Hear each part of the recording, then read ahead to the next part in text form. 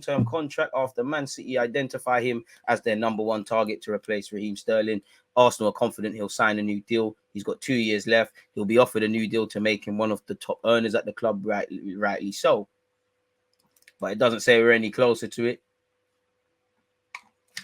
I mean, we'll be here all day. You know, you think of Arsenal right now, you think of Saka. The man's a good player. We'll be here all day. Hopefully the deal is done. That's as important as anyone we're bringing in, really. Not just him, Martinelli and Saliba. If I'm Saliba, I'm not signing a new deal, definitely for the first 6 months until I actually see if we're playing. And we're going to look at Saliba's comments very soon. There's a feeling at the Emirates that Saka, despite the interest from City, can be persuaded to sign a new deal, although any agreement that could ease any future departure may prove key towards a successful resolution. We all know the minute we fail to not qualify for Champions League and do competitive things, he's going to want to keep it moving, people. But, I mean, if we can lie to him right now, see the signings we're trying to make and what we're trying to do, that could be something, innit? It remains highly unlikely that Arsenal will consider selling Saka this summer. So, yeah, long story short, we're making progress in it. But progress hype. The man has to sign that new deal. Gabriel Jesus' agent has revealed Chelsea tried to hijack Arsenal move for the Brazil star. I mean, this is probably just aimed at getting Jesus more brownie points. It wouldn't surprise me. Shout out Freddie Paxton as well. Check out the video I did a few weeks ago with him. And make sure you're following him on his socials. One of the actual nice guys in journalism. Anyways, apparently Chelsea were one of the teams that tried to hijack the Arsenal move. They tried very hard in the final days to get him. By that point, we'd already chosen our new project.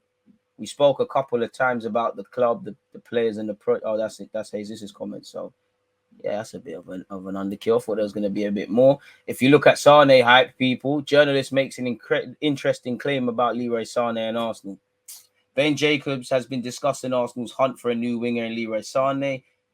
Yeah, I mean, Sané to Chelsea is a kind of link that has been developed after Chelsea realized they wouldn't get Gnabry, and the Gnabry thing was a bit of a non-starter because he was always getting to sign a new deal.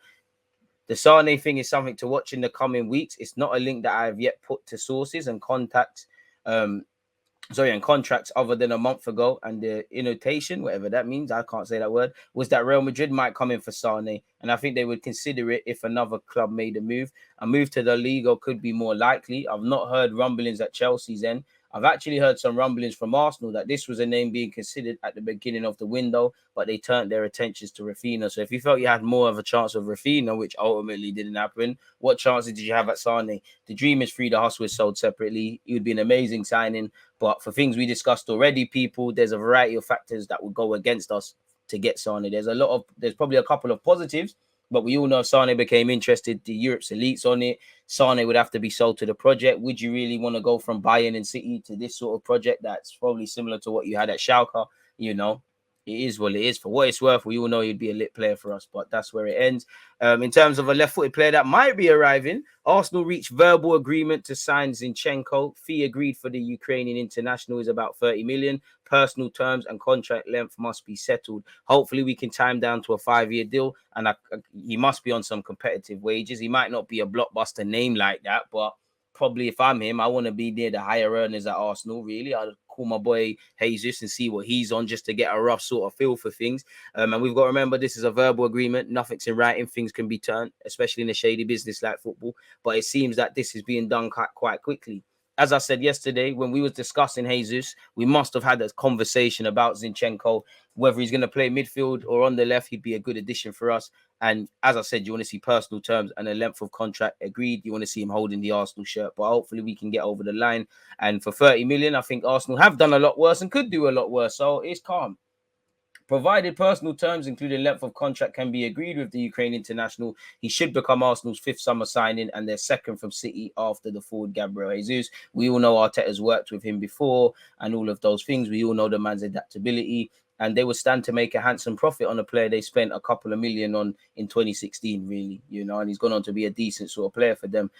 Where it might take a bit, maybe this one accelerates because, it's almost like a domino effect. You see Brighton are linked with Calvin Bassey, left back. Brighton's very own Cucurella, is linked with City. City's very own Zinchenko is linked with us. So they probably want Cucurella and Cancelo as their fullback options. If we can get Zinchenko, it's a good signing for Arsenal. We all know what Zinchenko can bring to the table. And yeah, it could help us a lot to go with Jesus and what we've done so far, especially where Zinchenko and Jesus are concerned. I kind of judge them as immediate, ready to help us right now. Fabio Vieira, I do think Arsenal fans are downplaying what we've probably got in that, but probably a rotation option. Matt Turner, these guys are not really serious where that's concerned, people. So yeah, that's where Zinchenko is concerned. Once again, Fabrizio Romano has said we've reached a verbal agreement in principle for around 30 million. Key step to complete the agreement is obviously how much he's getting paid and how long is his contractual obligation. Ben Jacobs has said it's very close. Once again, verbal agreement in place. Zinchenko allegedly is excited to link up again with Mikel Arteta. Personal terms are expected to be agreed fast. Zinchenko, like Jesus, has been sold on a more integral role. Arteta sees him as a good fit due to his versatility. Bearing in mind, he can play out wide as well, so it is what it is. You know, Zinchenko to Arsenal makes a lot of sense. Talks ongoing, but City open to the sale, more so than with Ake. Raw, so that tells you everything. Zinchenko is excited by the chance to link up with Mikel Arteta again, or Arteta there. As with Jesus, Arsenal boss, a big factor, growing confidence by Arsenal deal will happen. He's actually saying 35 million people. And considering he's 25, there's longevity. Love to keep him in some respects, but City can't offer him game time. Arsenal can, and that's what Zinchenko wants. Fair enough, come and do that for us. Arsenal are confident that personal terms will not be an issue after agreeing a final fee with Manchester City, says Freddie Paxton. Deal near completion. Zinchenko is all set to become Arsenal's fourth signing. So between fourth or fifth, it is what it is. And as it says here, left back, centre back can get regular football. Good project going on here where you can be a leader. Obviously, good relationship with Mikel Arteta. It makes sense, almost too much sense. And when something makes too much sense, typically our football club don't seem to make it a thing. So hopefully it is a case. 238 likes. Can we make progress towards 300 people? Keep your opinions coming. We'll spin the block on such again. Arsenal have been linked with Tatsoba, who we've been linked with numerous times. Allegedly, Arsenal are preparing a move for Bayern Leverkusen star Edmund Tatsoba. He's going to cost a pretty penny, people, but he fits the profile in obviously being good on the ball, you know, able to play on the left-hand side. And we did, as it said here, we did try to sign him last year. It didn't bang. He's 6'4", can play on the left-hand side. I don't know how much Leverkusen would want, but I'm pretty sure, in fact, as you can see here, 40 to 50 million euros, which if you get Zinchenko, I mean, unless you can get a cut price centre back, I don't think you need to splash mad peas on one really like that. So it is what it is. Once again, allegedly, Secret Scout who broke the news. My guy, shout out to you. One day you'll reveal your identity. What a guy he is. Calvin Bassey, it seems like Ajax or Brighton will be going for him. I don't really buy Arsenal interest. I think we have an admiration for him, but apparently the race is on for Calvin Bassey. Man United, who have just signed Melanza, and actually Lissandro, who can play there. Brighton, who could be selling Cucurella. Ajax, who sold Lissandro Martinez, and Arsenal are all interested. So for me, if we get over the line with Zinchenko, I can't say I see it, but maybe you lot can see something that I can't. So yeah, this doesn't seem to be anything. Too many tabs open. So yeah, it is what it is. Leno frustrations mounting with Fulham at impasse over new deal, and we all know Fulham are playing a game of chicken and they're trying to, you know, not pay us what we need. Fulham are at impasse with Arsenal over their pursuit for Leno. Sources have told CBS Sports amid mounting frustration from the German international. Fulham are trying to get him to force it over on Arsenal's end. Arsenal, I hope you remain firm. We do a lot of things wrong. But if they're acting overpaying 10, 11 million quid, considering that they just got promoted, got some money from Liverpool for Fabio Vieira, had money to buy, you know, Andreas Pereira from United, who's more likely to help you stay in the league? A decent keeper or Andreas Pereira, take nothing away from it. They're trying to take us for chumps because of how we're seen in the game, really. Apparently, he's agreed personal terms to make the move from North to West London. He'll sign until 2025 once these teams have an agreement, people. Fulham believe that, 10 million is enough. Arsenal have a counter proposal understood to be in the region of 15 million. For a player on the last year of his deals with Leno's pedigree, it's calm, really. And I mean, Leno, you're going to play championship football if they go down? Apparently, there remains a will from all sides to facilitate Leno's move to Craven Cottage, and the deal is still expected to go through. Sources close to the player have suggested a degree of frustration over how the talks between the two clubs have stalled. Fulham are keen to complete Leno's transfer as soon as possible, so obviously he can be integrated, but obviously Leno being in America makes it somewhat more difficult for us, people. We've already mentioned Tapsoba.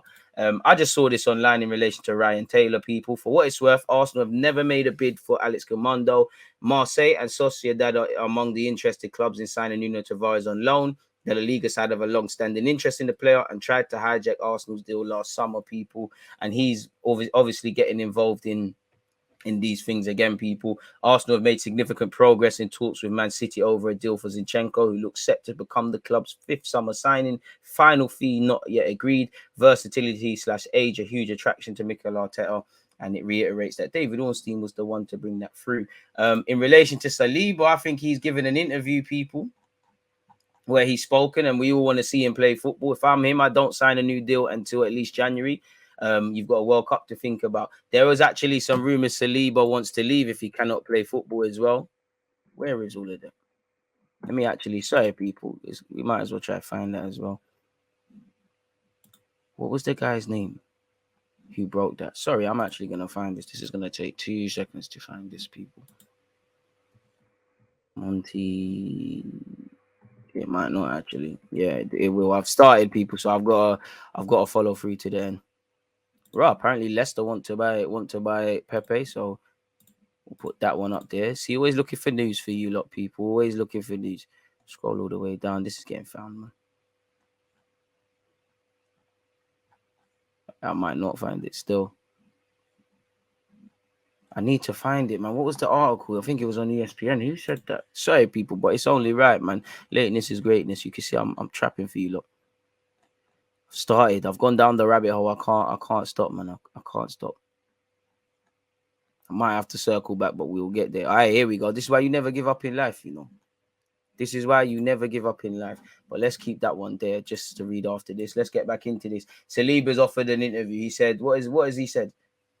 Had a good season last season. We finished second in the table and had some good moments and learned a lot. And I hope this season will be better than that. I hope so too, because you've been called up to France, won some individual awards, you know, could have been playing in the Champions League. And if you don't get any game time at Arsenal, it's long. I think you'll be third choice, but I hope you really impress Arteta in pre-season. I want to see what he could do. I'm waiting for the inevitable at 21 years of age where he has a bad game and everyone that was waffling about him quickly turns out a hat. He said, I was very proud to win the Young Player of the Year award because the league has a lot of good young players. So it's good for me, but I want more. I love it. I love it. When I was on loan, I watched every single Arsenal game. Cap, but I'm going to believe you because when I was there, some players weren't. I watched the games to see how they played. So when I was back, it would be easier to play with those I hadn't met before. It's important that the fans are behind you, and I like it very much. I can't wait to give back to them. He then spoke about speaking with Arteta. He said, we spoke a little bit on Monday and we'll speak more. My plan is to fight and work with the team, win as much as possible and grow more. It feels good to be back and starting pre-season. I'm so excited to continue training and playing in friendly games. It's important to be here with the fans as well as my teammates. I hope we'll enjoy some good training and games, which will be important before the start of the season, people. And that somewhat filters into, well,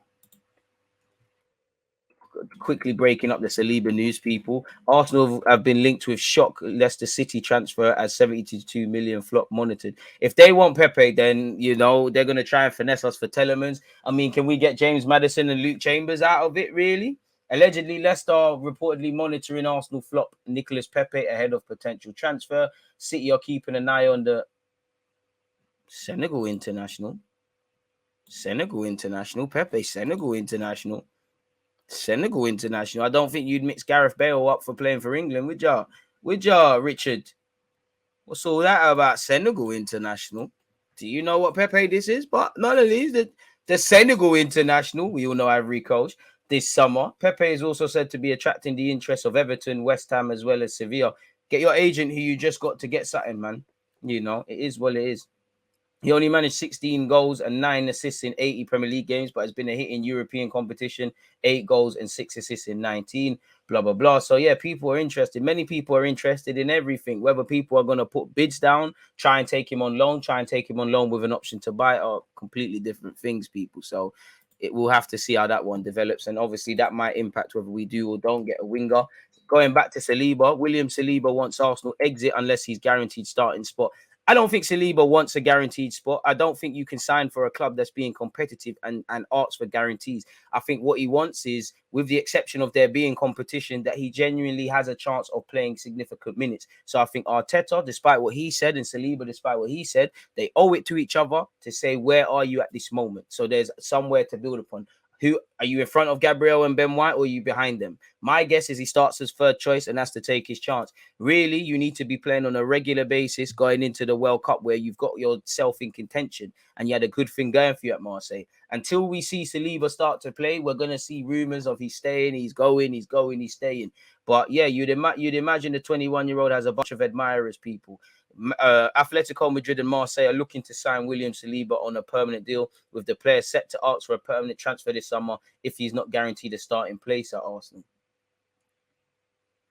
Apparently, Saliba has already indicated he is unwilling to extend his Arsenal contract if he doesn't play with just 2 years left. And you'd be a fool to extend it. Don't sip the Kool-Aid. And from a fan perspective and Arsenal, I want him to feed every lie under the sun. But once you sign the deal, it's over. It's like Balogun. Yeah, fam, you're going to play, bro. Trust me. Hey, Len.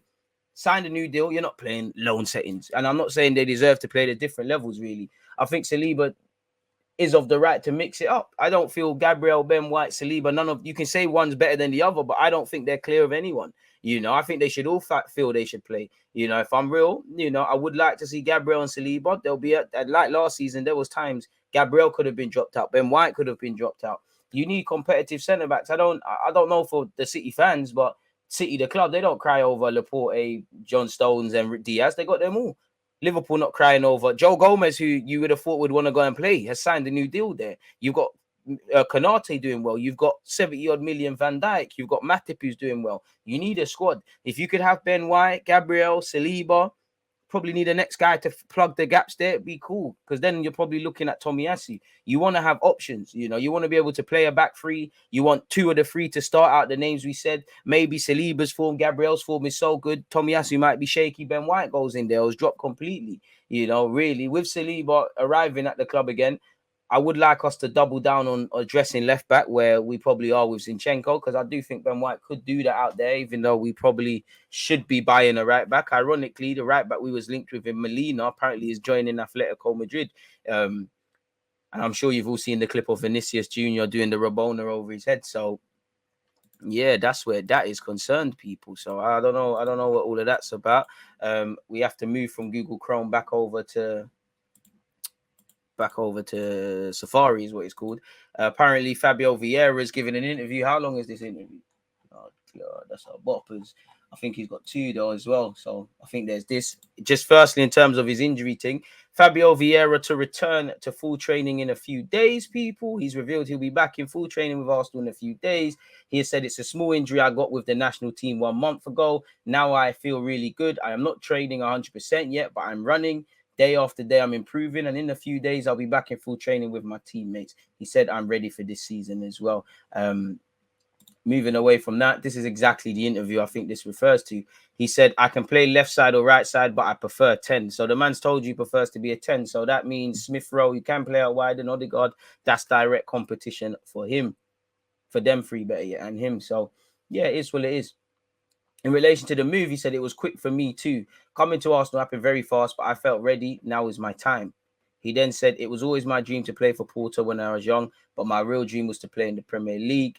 Of course, Patrick Vieira is a legend. I remember watching him on TV in the Premier League and the national team. I heard the fans singing it at our friendly in Germany. He laughs before tentatively breaking into song Vieira. Whoa. I mean, they're asking this guy some nonsense questions. The conversation, now we're getting into good stuff. The conversations with the manager and Edu were very important. They told me they wanted me at Arsenal. I like the project because they want young players in the team to compete with each other, to play together for 3 or 4 years. They spoke with Porter and my agent. Things happened very quickly and smoothly. I'm very happy to be here now. It was an easy choice. Arsenal is a historic club. Pardon me. When asked on his ambition to play in England, it's the best league in the world. England was always very attractive to me. Great Portuguese players have played here. Cristiano Ronaldo, Bernardo Silva, Bruno Fernandes, João Moutinho, and Cancelo. Now, banter aside, he's right. So I hope they're all somewhat, you've rubbed shoulders with them somewhat, whether, you're not in the Portuguese squad, but when the 21s and the full team must have been training in the same base, I'm sure Ronaldo must be the Portuguese big homie, and he's telling people what the league's about. So let's hope you've done your due diligence and you've asked, so I know what you expect, because it's a physical league, I don't know what this is about, but he said, I like Ronaldo and Messi. I like Messi because of the style of play. It's like mine. Left-footed, some of the same qualities. I like that, Be careful putting yourself and Messi in the same category, but You get me? I like that. But me, I'm going to remember that. And that's going to be brought up in certain videos. And Ronaldo, not because he's Portuguese, but because of the hard work and the mentality. It's incredible. And he scores so many goals. They're incredible players. He said, I love attacking football, beautiful football, possession and quality. I want to see that the Emirates. I love it too. I'm an offensive player. I like to make the last pass and to help the teammates to score. And I like to score goals too. He got 6 goals, 11 assists in 27 league appearances last year, people. The manager told me he knows I can play as a midfielder, number 8, number 10, or on the wing, left side or right side. They know I am a versatile player. Like most creative players, Vieira is most at home operating just behind the striker. I prefer 10. It's my real position. All right, I'm sure Bernardo, Grealish, all these guys, all the creative dons like that, but it's cool. He stands at 5'7". He said it's a big challenge. The Premier League is more intense, more physical. I'm not a physical player, so I have to work hard and build my physique. Trust me. You got Eddie Nketiah, you got Saka there. Hey, bro, you can get some real authentic Ghanaian and Nigerian food. I'm sure there must be a Yardman shop not too far. You need everything, my guy. You need everything. Pure dumpling, pure green banana, pure sweet potato, everything. And you need not only one portion, seconds, thirds, but you need everything. Because I believe in you. And I believe when the sun's shining like today, we're going to cook. But when we start going away from home and people start trying to physically impose themselves, it's long. It's long. So yeah, man, it is what it is, people. He said, I'm ready for this season. He said, I'm an offensive player, but I need to work on the defensive side. Defensive moments are very important in the game, especially in the Premier League. Before I carry on, I like the fact of, not that I've ever had a conversation, but he seems like an intelligent man. He seems like someone that's very self-aware, that wants to improve, and not overconfident, but confident that, okay, I'm here for a reason. And you kind of want to see that. He said it's more physical, more powerful. I am focused on this. My coaches at Porto worked with me last season to improve my physical capacity and my concentration in defensive moments. Coming to England is a big step for a young player.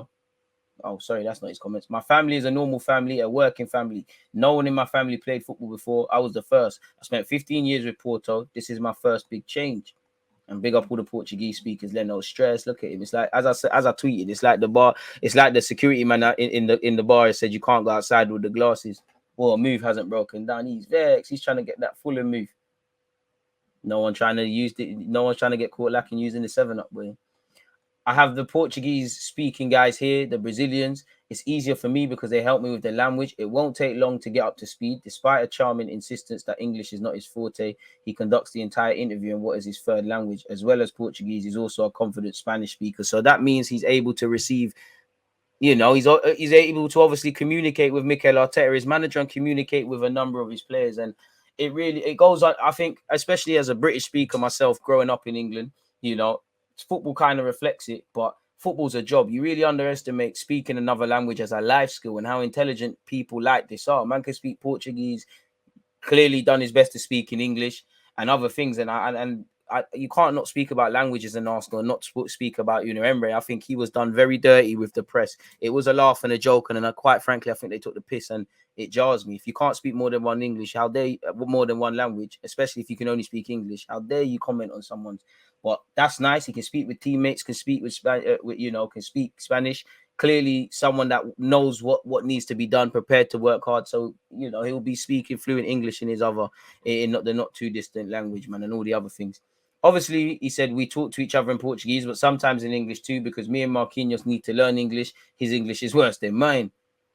He spoke about Cedric. He said he is a good professional. He tries to help everybody. It's important. He's older. He's experienced. He won the European Championship with Portugal. He's a good player. He then spoke about Tavares. Your homie's not going to be here that long. He says I look like Teabag from Prison Break. Oh, my God. He calls me that all the time. He always joking with me. Does Vieira see the resemblance? He said more or less. Apparently, in relation to the initiation, he said I haven't had to do mine yet, but it's coming. Cedric warned me to be prepared. We had the same thing in Porto, but in Porto it's different because it's my home and I know the people. But I'll be okay, no problem. It's not easy, but let's do it. I love that. He said I like Brazilian music, Latino songs. Yep, we're getting wavy again. Arsenal's getting back. We're doing wavy stuff. It's samba again. You lot need to play the Jogo Bonito advert every day at the Emirates. It's a good choice. When I start to sing, the others will join in. That'll be easier. They'll help me. He spoke about his girlfriend, again, especially for a young man, how he settles off the field is going to help him a lot. As you know, a big part as to why it didn't happen for Torreira at Arsenal because he couldn't settle. They are my support. He said, they are my support.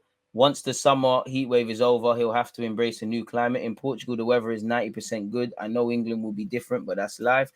He then spoke about the injury with the